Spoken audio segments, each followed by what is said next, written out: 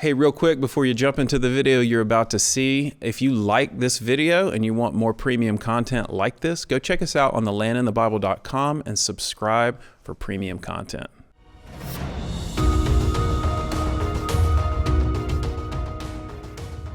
Welcome to the Land in the Bible podcast. We are in episode 4 of the Prophet series. I think it's going pretty well. We had a great session last time. Yeah. Don't you think? Yeah, I liked it. We talked about Elijah's great victory on Mount Carmel, like calling down fire, blowing up the altar, killing prophets of Baal, outrunning horses, all kinds of just high-end stuff. I think he was tired by the end. Yeah, it was a big day. He was spent. He was wrung out. It was a big day. He was even heckling them while they were doing their thing, right? Oh, yeah. That too. Oh, yeah. Yeah. Get a little trash talking. I had a full day. So now we're kind of picking up where that left off. So the fire's come down. Ahab's going back. He's outrunning horses. Mm-hmm. And then what happened? So that's where we're at.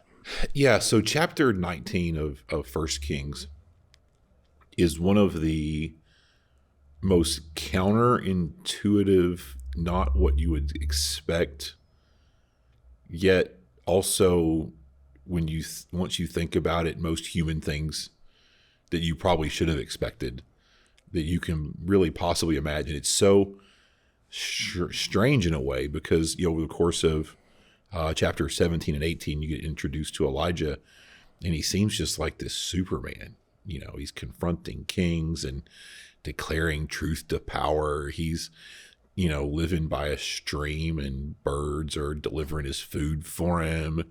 Then he goes to the, I kind of called it the heart of darkness. He goes to the capital of the Sidonians, and he, where Jezebel herself was from. Her daddy's the king there, and lives there for a while, right under Baal's nose, if you would. Right. And, raises, does the miracle of the provision of the oil and the flour, raises the boy from the dead. It's just whoa. Then he, goes back to Ahab, who wants to kill him, and says, I'll meet you on Mount Carmel. We'll sort it out there, And then they have the whole thing with the prophets and the altars and the calling down fire. And it's just sort of superhero move after superhero move. It's whoa, this guy is awesome. And if we had nothing else, I guess that's kind of what we would think. But one thing I love about the Bible is that it gives us very, very honest, real, biographies and assessment of the men and women it portrays. And the truth of the matter is we are all sinful and in need of a Savior. We're all broken. We all have limits. And what we see in chapter 19 is Elijah toppling from the pinnacle to the depths in a very, very short span of time. You think he's won, he's got this great victory, and you would think that the forces of evil would have been routed by what happened on the mountain. But Jezebel is a particularly tough demon. She is not so easily cowed. She is a strong force of evil. She just is. And she, instead of being cowed, intimidated, maybe even enlightened and brought to repentance, instead she's just furious. She's angry. And so this is kind of how it goes down. It says, Ahab told Jezebel everything that Elijah had done and how he had killed all the prophets with the sword. So Jezebel sent a messenger to Elijah saying, may the gods punish me and do so severely if I don't make your life like one of them by this time tomorrow. So the queen of the country, who really runs the show, she's really the boss, says you'll be dead in 24 hours. Love Jezebel. Sends the message. Okay? And And if Elijah was the super heroic superhuman that he has seemed like up to this point, you would think he would just like, whatever. Did you not see what God did this afternoon? I mean, this is the night of the day with, you know what I'm saying? Like, it's just a few hours since the fire hit the altar. You would think he would say, are you kidding me? Come on, come try to kill me. But he doesn't. This is what it says. It says, then Elijah became afraid and immediately ran for his life. And he didn't just run for his life. He runs for his life and then collapses in an emotional wreck of a heap. It says when he came to Beersheba. Now, first thing you got to know is from Jezreel to Beersheba is a long way. That's, I don't know, between 70 and 100 miles. You know, in a car that would take 2.5, 3 hours. You know, it's a long way. So you know, it's a different kingdom. He goes to Judah. When he came to Beersheba that belonged to Judah, he left his servant there. But he went on a day's journey into the wilderness. He sat down under a broom tree and prayed that he might die. He said, I have had enough. Lord, take my life, for I am no better than my ancestors.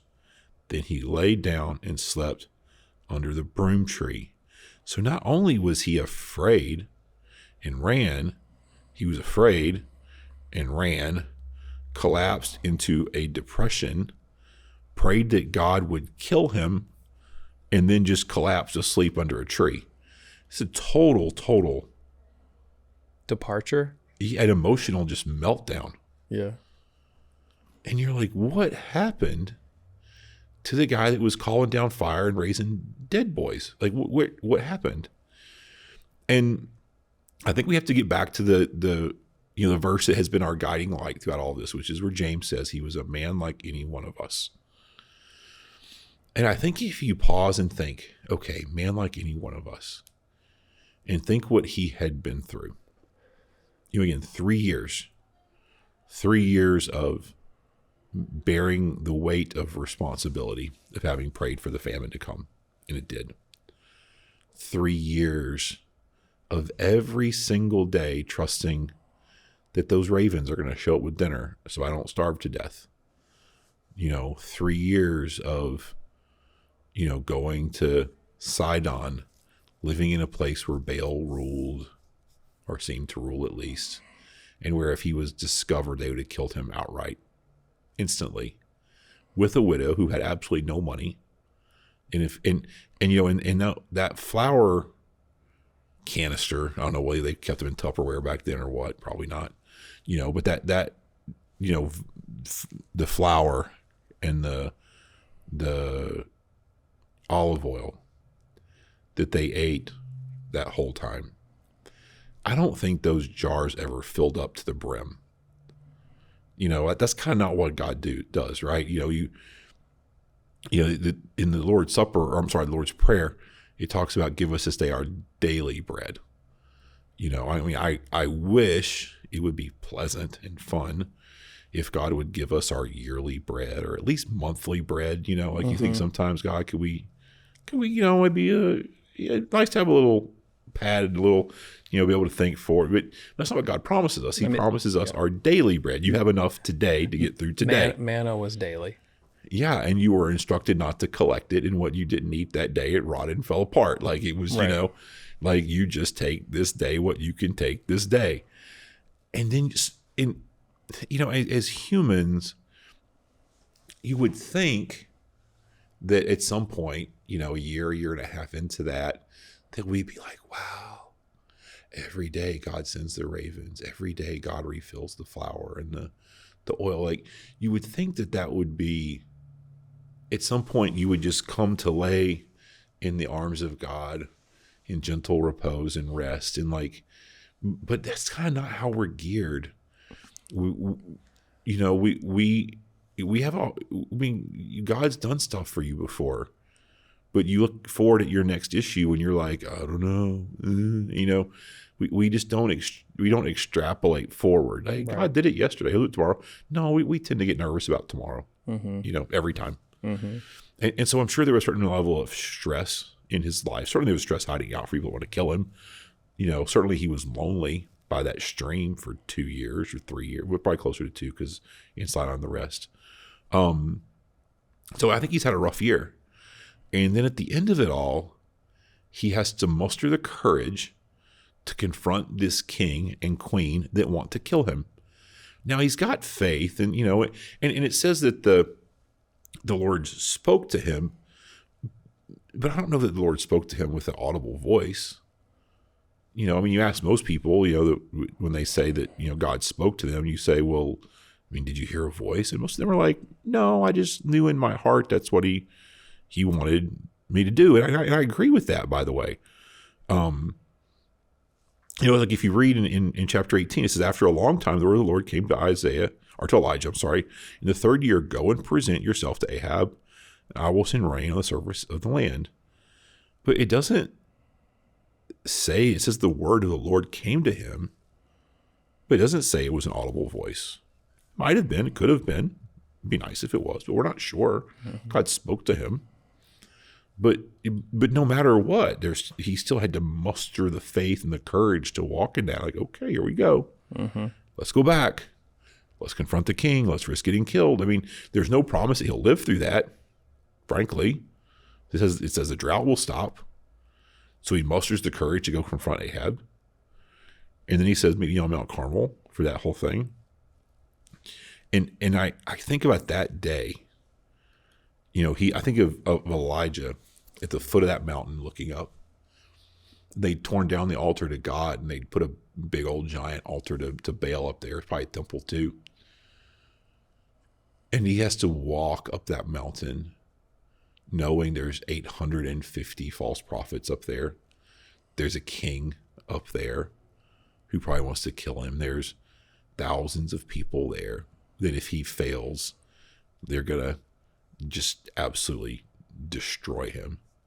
He knows that those people up there think, believe, feel that he called for the drought, that he's responsible for the deaths of their loved ones that have died from the famine. And to get the courage up to walk up that mountain and confront that crowd of people, it was any easy feat, and then to stand up there knowing that if God doesn't show up in an absolutely spectacularly miraculous way, you are dead. It was a lot of faith. It was a lot of courage. And it was probably just a lot of energy, then he kills 800 or 400. It says he killed the prophets of Baal. We don't know it. The prophets of Asherah, I think they probably killed them too. Just, if I had to guess, they worked together, and it says he killed them. So, he's stabbing all those guys. I don't know, cut their heads off. A good afternoon's work, back up the hill, pray for the rain, then run 20 miles to Jezreel, whatever it was. And I just think at the end of it, he was just spent. He thought he'd won. He also was just dead exhausted and thought it was over.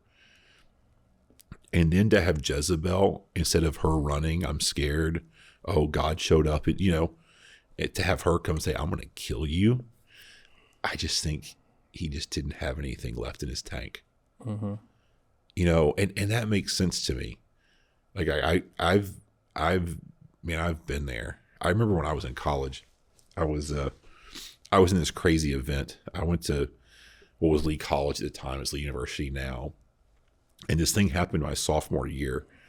I guess that'd been like 93, November of that year, which is that my dorm burned down. So it was a crazy thing. It was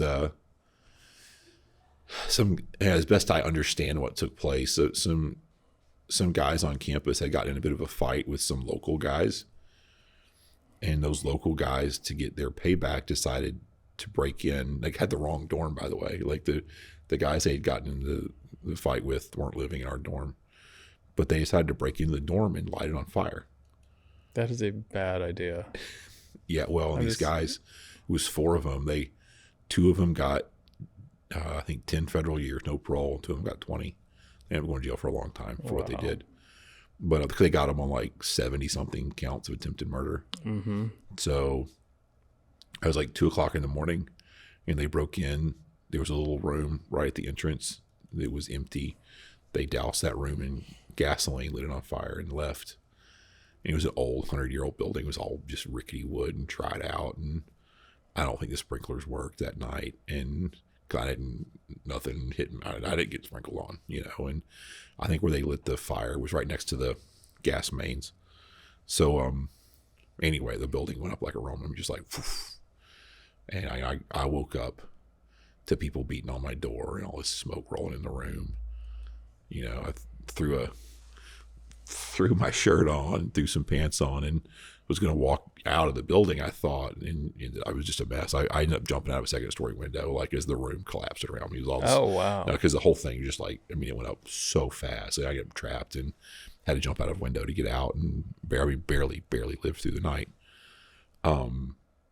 Uninjured, too. I have no idea how. I fell 15 feet or more and landed on my head and back. Wasn't injured. Wow, I always knew you were hard-headed, but yeah, and stiff-necked apparently, or flexible-necked. I don't know, but one of the two. But they took me to the hospital. They're like, "There's no way you fell like that and didn't break something." I was like, "Oh, let's go check." Did you dive out of it? I fell head first. You just like the room I was in was collapsing. Like the ceiling was on fire and it was folding on me. And so I basically dove through a window. This is my choice. Oh, really? The window was like there was a hole about that big. Okay. And I was a lot thinner back in those days, so I just sort of tried to get through it. So it wasn't like a dive, like it was more like squeeze through and then fall. Oh wow! But I mean, head first, and I don't know. I didn't die, and I'm not a quadriplegic, which I really should be. I mean, I thank God. Anytime I think of that story, the fact that I still walk every day, totally God. Yeah. But anyway, crazy, unbelievable. So what happened was after that, there was this amazing outpouring from the community of just like love, care. There was no cell phones back then, so I called my mom and dad from the hospital. I mean, I was just covered in soot and smoke, and my clothes smelled like electrical fire. It was just a mess. And I called my parents, and I was like, "Hey, remember Ellis Hall, my dorm? Yeah, it's gone, and everything I own is gone." Except for my car. Thank God I parked it, several, spots away from the building so it didn't burn up. But, I don't have anything. And so they came up, they were there about 8 hours later.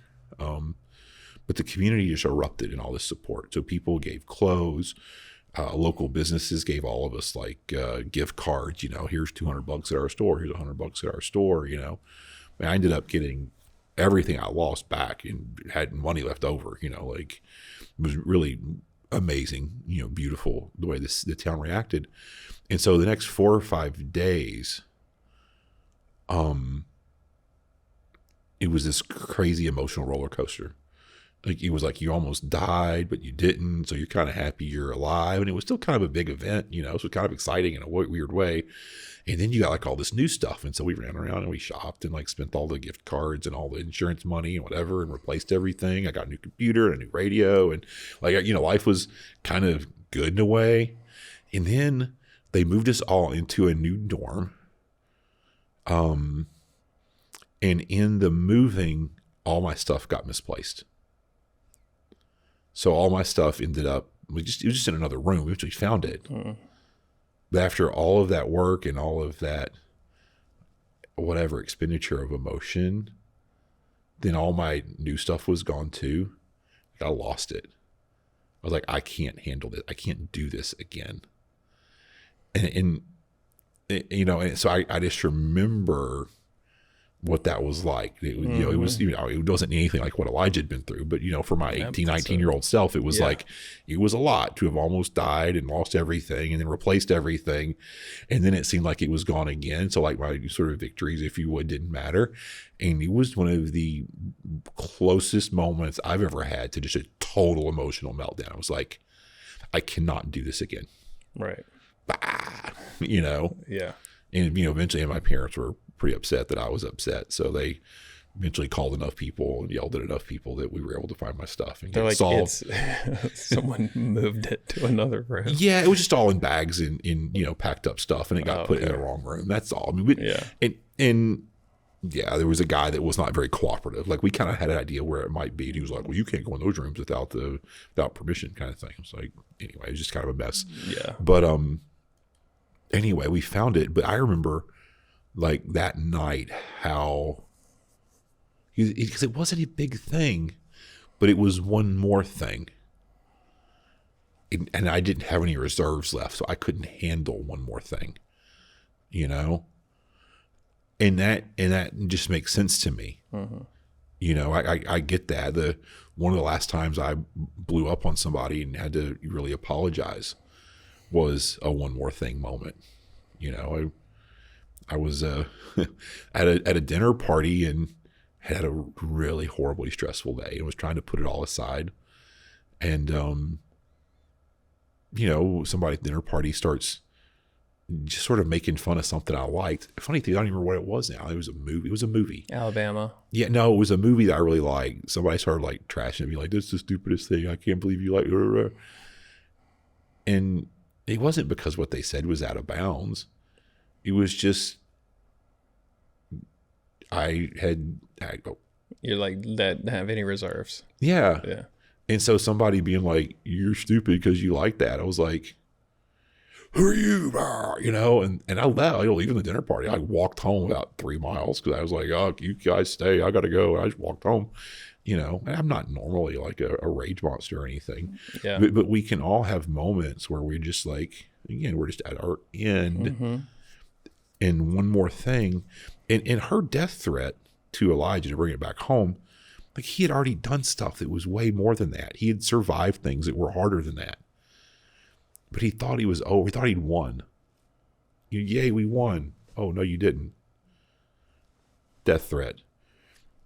And so this man who always acted in faith, he always acted in faith, for one time in his whole life, acts out of fear. And he just runs. You know? And I think later on when he says, you know, "God, you know, kill me. I'm no better than my ancestors." I think now he's got this self-condemnation because he did run away. He's like, not only am I afraid, I'm stupid and faithless because I ran, because I'm human. And so, like, it's just, you know, like, sometimes things feed on themselves.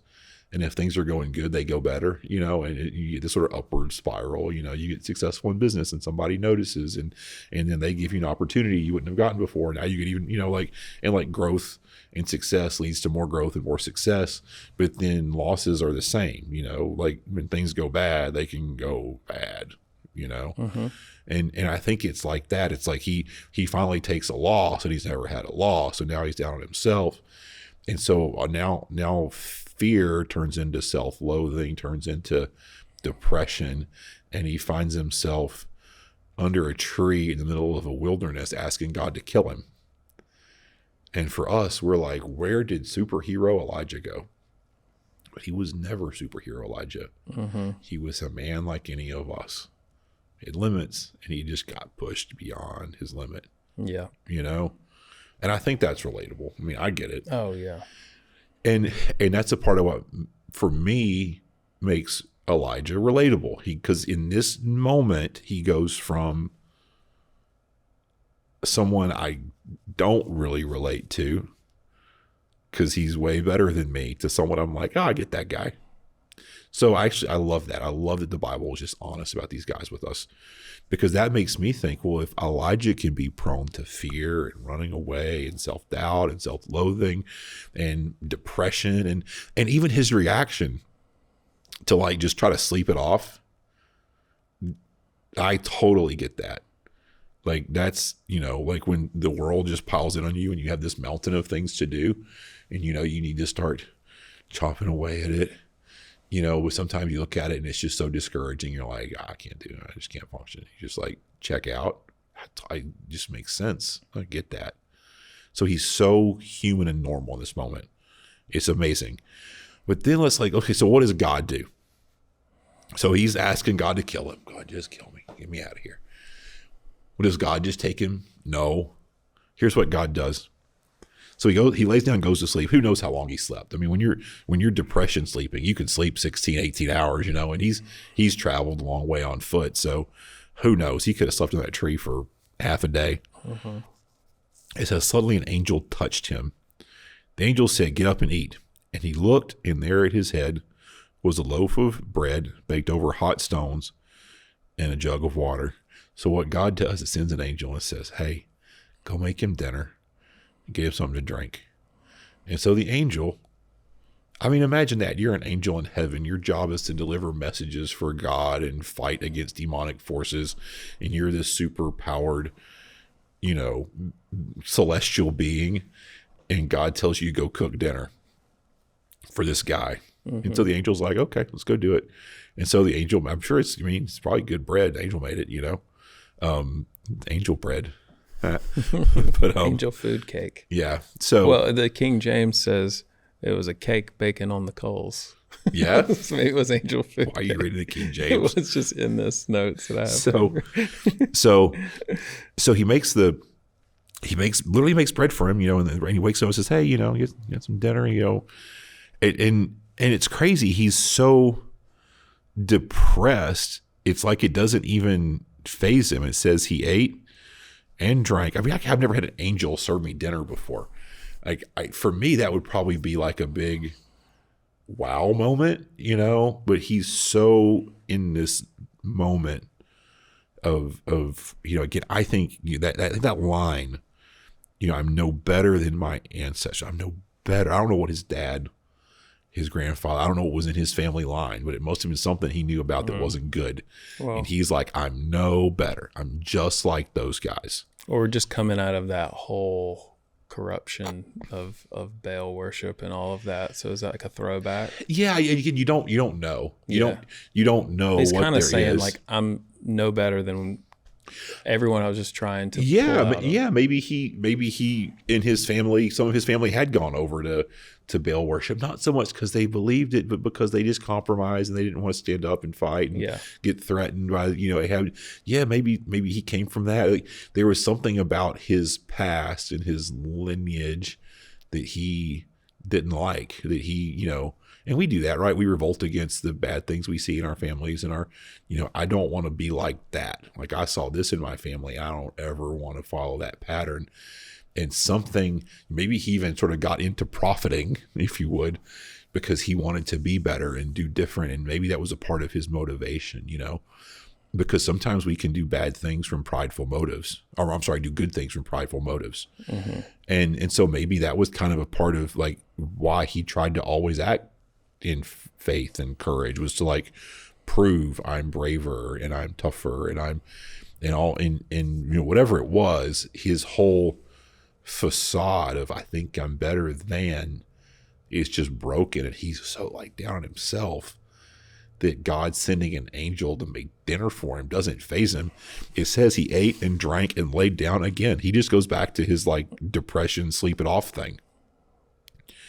And finally the angel, and it's interesting because God, through the angel gives him some time. He doesn't just be like, you're an idiot, get up, man. Are you stupid? Like, you saw the fire come from heaven, right? So you have no business being afraid of her. So get up. So he didn't get the tough love, good old fashioned Southern, American, kicking the tail, get back in there. He didn't get that. Sometimes that's good. You can sleep when you're dead. Get up. Yeah. And I come from that, and it's not always wrong. Right. Okay. There's a time for, whatever, but sometimes, you see the Lord's care. He's like, let him sleep it off for a little bit. Okay. Make him some food. All right. Let him sleep. Give him another 10 or 12 hours to sleep. And then it says the angel came back, right? It says, and the angel returned for a second time and touched him and said, get up and eat, for the journey will be too much for you. So he got up, ate and drank, and then on the strength from that food, he walked 40 days and 40 nights to Horeb, the mountain of God. He entered a cave there and spent the night. So the angel made him some sort of miraculous wonder food that by, eating it, he got 40 days worth of travel through Carved the him desert, up. walk. Yeah, Carb it's loaded him. it's like Lord of the Rings. It's the Limbus spread or something. I just totally went full nerd on the. I don't know if that's what we're supposed to be doing, but I don't know enough about Lord of the Rings. Is that a nerd joke? Oh my gosh! Yeah. Okay, now you're killing me. Yeah, they get the bread from the elves, and a little bite of it will take you through a whole day. Okay. It's like Got it. it's this superpower stuff. Got it. Cool. Probably taken from this. But he eats I'm kind of sad you're not a Lord of the Rings person. Anyway, so he got up and drank, and he goes 40 days on this food. So somehow it was miraculous enough that he could just travel through the desert. And he goes to Horeb. Okay, that's interesting. Mount Horeb is in the Sinai Peninsula. And Horeb and Sinai are the same. They're interchangeable. Okay, so this is where, like in Exodus 3, the incident with the burning bush and Moses, same place. 10 Commandments, same place. Okay, so he goes to the mountain of God in the Sinai Peninsula. He goes to, this place where there's a history of God revealing himself. Okay, I think, to reference Paul, who we've been talking about a little bit, I think this is likely where Paul went when he goes out in the desert, for the 3 years. When he says he went out to the desert, I think, as someone who believed he was a Jewish prophet, that had received a revelation from God, I can't imagine he would go anywhere else. So I don't know that, but it makes sense to me.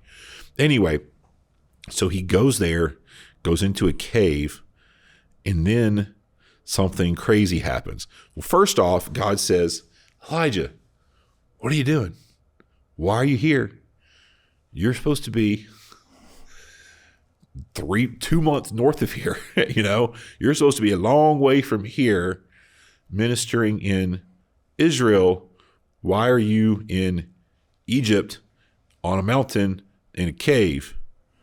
And then this Elijah says, I've been very zealous for the Lord God of armies. Like God, I was all about you. But the Israelites have abandoned your covenant, torn down your altars, and killed your prophets with the sword. I alone am left, and they are looking to take my life. He's like, God, I'm just tired. I tried to do all the good stuff, but they don't even care. And they do. And it's a little bit of kind of pity party is what my mother would have said back in the day. Right. It's kind of a whiny, like, where did Elijah get whiny? Complaining. So then this crazy thing happens, and this is really what I want to anchor this on is then something happens. It says at that moment the Lord passed by. So somehow there was a physical manifestation of God that passed by that cave. And again, Moses saw sort of God's hindquarters, sort of saw God from behind as God passed by that mountain as well. So there's a history of physical manifestations of God on that mountain. And it says a great and mighty wind was tearing at the mountains. It was shattering the cliffs before the Lord, but the Lord was not in the wind. After the wind, there was an earthquake, but the Lord was not in the earthquake. After the earthquake, there was a fire, but the Lord was not in the fire. Okay, so all these crazy, calamitous things happen. Here comes this crazy wind. And it's so strong, it's like ripping rocks down and off the mountain. Mm-hmm. And God wasn't in that. And then an earthquake. Again, the mountain's falling apart, stuff's falling down, fire at the end. And it just says God wasn't in that.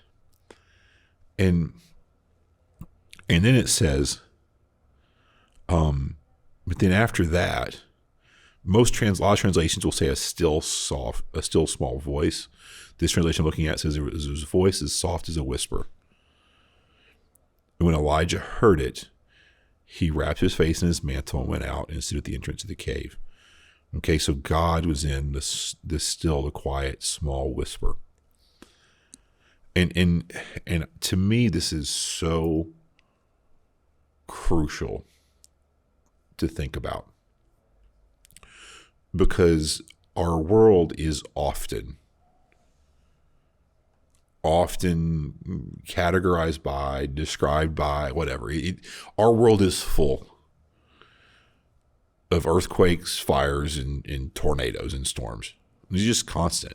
You look at the news any given moment. Right now, as you're recording, the Ukraine thing is in full swing, and who knows how it's going to go. By the time you play this, we may have been nuked, and this will be playing in the apocalypse. I don't know, or maybe it'll just be over and past. Nobody will care about it anymore. I don't know. We really have no idea. We've got two options, but that's a big deal right now, and people are like, "Whoa, this thing, Ukraine!" Rah, rah, rah. You roll the clock back, just a few weeks ago, and everybody was like, "Oh." The economy. We're not talking about the economy so much now because we're talking about the thing. Oh, the gas prices, this or that. And again, by the time this plays, who knows? And then you roll the clock back a little bit before that, and like, oh, COVID's going to kill everybody. And you roll the clock back, and the election. Whoever whichever side you were on, it's the apocalypse. The other guy wins. So maybe now it's the apocalypse if you're kind of lost, whatever. So there's always. The world is always putting on a big fire, wind, and earthquake show for you. God is not in it. It's not where God is. Doesn't mean that God doesn't use it. And those things followed in God's wake. God passed by, and then these things are happening. Doesn't mean God doesn't use those things. To bring about his will. I believe he does, but that's not, if you want to hear from God, if you want to grow your relationship with God, you don't focus on those things. That's not where it is. And of course, in our private personal lives have their own storms, earthquakes, and fires too, right? Things you worked a long time, years, building, collapse. People lose businesses, and people, lose marriages, and things happen where, it seems like this fire had just burned down your life that you've spent so much time building, or you have storms, you have crises that crop up and it's not your fault. And just like, bam, all of a sudden you're hit, or, earthquakes, and you get the point. And I think the lesson is, what God is teaching Elijah here is like, hey, Elijah, yeah, this thing with Jezebel trying to kill you, I get it. That's an earthquake. That's a storm. It's rough. But that's not where I am. Listen to me, and you're going to be fine. Lean into God. Listen to that still small voice, that little whisper that's if you're a believer, and the Bible says, Jesus says that my children know my voice. You lean into that voice, whatever's going on. Don't focus on the storm. Don't focus on the fire. You lean into that still small voice and hear what he has to say for you. And the voice says again, what are you doing here, Elijah? And he kind of says the same thing again. I've been zealous for the Lord, but the Israelites have abandoned your covenant, torn down your altars, killed your prophets with the sword. I alone am left, and they're looking to take my life, and they're going to kill me too. He says the same thing again. And then God says, yeah, go and return. He's like, so it's kind of funny. God gave him 40 something days. He gave him long enough to travel 100 miles, camp under a tree, ask to be killed, sleep it off for a day, get some food, sleep it off for another day, get some more food, travel 40 days on foot. He gave him, I don't know, time to process it. Yeah, he gave him a month or two, But then this is where he gets his kick in the pants. Like, okay, now it's time to get back in the game. And God says, go and return, by the way. He's like, yeah, get back in the game, buddy. Like, I hear you. We but now it's time to go. Yeah. But I think it's encouraging too, because what he's saying to him is like, I'm not done with you. You're not disqualified because you had a moment of fear. You're not disqualified because you had a moment where your faith kind of broke. You're a human. It's okay. Not done with you. Get back in the game. And he says, go return by the way you came to the wilderness of Damascus. When you arrive, you are to anoint Hazael as king over Aram. You are to anoint Jehu, son of Nishmi, as king over Israel. And Elisha, son of Shaphat, from Abel Meholah, as prophet in your place. Then Jehu will put to death whoever escapes the sword of Hazael, and Elisha will put to death whoever escapes the sword of Jehu. So he's like, listen, anoint these guys. This one's going to kill a bunch of people. The one he'll kill a bunch, and he'll kill the rest of them. And that's how we're going to kind of purify, get rid of some of these false prophets. I'm glad we live in the New Testament times where, we don't really kill non-believers. We try to convince them the different covenant back then, just kind of accept it and move on. Right. But then he says something really interesting, because in Elijah's sort of pity party, whiny moments, he was like, I'm the only one left. Nobody's following you. And he says, but I will leave 7,000 in Israel, every knee that has not bowed to Baal and every mouth that has not kissed him. And God says, and just so you'll know, there's still 7,000 of you. You're not one. You're not by yourself. Oh, okay. And so that's kind of how that kind of breaks down at the end, is that God ministers to him. He gives him some time, but at the right moment, he says, and get back in the game. Go. You got some more work to do. This. Get up and go. Not done with you. Listen to me. And I think Elijah at this point, had maybe learned his lesson, that it wasn't about him and being better than his fathers and being a superhuman. He was just about leaning on, listening to God and doing what he said. And he goes back and he does these things. And he ends up being, we'll probably move on to Elisha after this, but Elijah ends up being pretty cool in that he is one of only 2 humans, I guess, that didn't have to die. He gets taken up to heaven in a fiery chariot. Like, that's pretty fun, So he ends up, not only did Jezebel not kill him, nobody killed him. Yeah. And nothing killed him.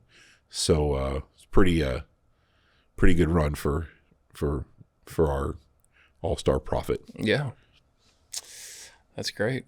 Yeah, that's good. So much relatable application there. Well, I think it's good to think through the fact that, like, just because you've taken a loss, just because you've messed up, just because you got distracted by the fires, earthquakes, and storms of the world, and like got scared and ran away for a while, or, you at some level acted fearful or faithless, doesn't mean God's done with you. It just means you need to get away, pray for a while, process through it, and lean into his voice, and then get back in the game, go back and, don't quit. You still got life in you. You still got things to do. So re-engage, get over it and move on, sort of, to get back to sort of that kind of talk. Yeah, so, for sure. Awesome. Well, that was really good. So after this, we're going to do Elisha. Yeah. All right. And cool stuff. He's superpower guy. Yeah. So that, just give me a preview. So he's getting twice the power. He asked for twice. Yeah. We're going to talk about him. Well, there's going to be a few things. I don't want to give it all away. Okay. But Elisha's going to be so empowered by God that later on his dead bones would bring people back to life. That's pretty good. Wow. And we'll talk about his vision of an army that saved him one day, and it'll be good times. We'll talk about a siege at the city of Samaria where God saves the people and he foretells it. Lots of some pretty cool, Old Testament blood and guts kind of stories that Elisha's involved in that are they're pretty fun. Okay, Cool. Awesome. Excited to get into that. All right. Well, that's it for this episode. So as always, for more content, check us out on thelandinthebible.com. And as always, on YouTube, like and subscribe, and we'll see you later. Hey guys, if you like our content, please click like and subscribe. That really helps us out a lot. And then also go to thelandinthebible.com and subscribe for premium content. If you go over there, we've got tons of stuff that's really great. We have print materials that you can download. We have PDF study guides for all of our lessons. We've got devotional materials over there. We also have every single video and podcast we've done in full-length format with no ad interruptions and full video. So you can get all of that on thelandinthebible.com with the premium subscription, and that really helps us. It helps us generate more content, and also half of it goes to help us go overseas and help refugee kids, is what we're really called to do.